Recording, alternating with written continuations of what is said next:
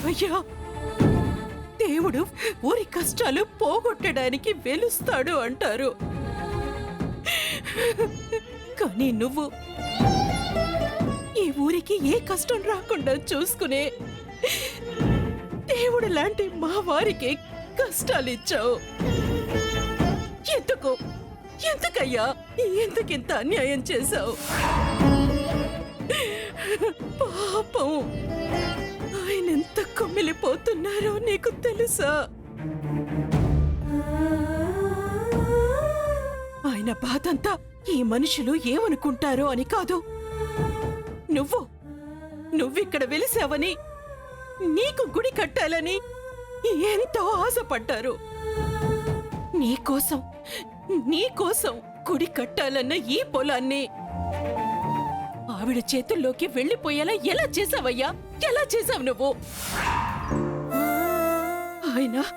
ఆయన డబ్బు కోసం పొలం అమ్ముకునే మనిషా?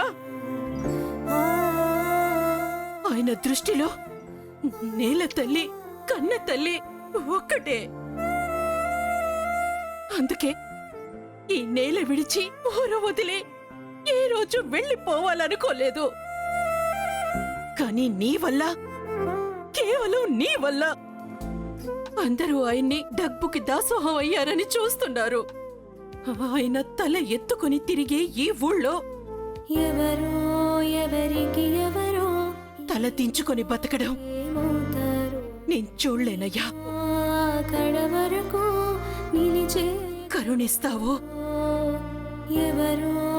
నన్ను నీలో కలిపేసుకుంటావో నీ ఇష్టం. నీకు పంచామృతం అభిషేకం చేసి అలసిపోయానయ్యా. ఇప్పటికీ కూడా నీకది చాలటం లేదు కదా.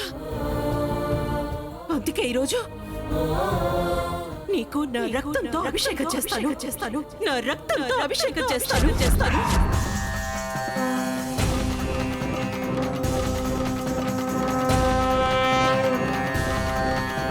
హర హర మహాదేవ శంభో శంకర. ఓం నమః శివాయ, ఓం నమః శివాయ, ఓం నమః శివాయ, ఓం నమః శివాయ, ఓం నమః శివాయ, ఓం నమః శివాయ, ఓం నమః శివాయ.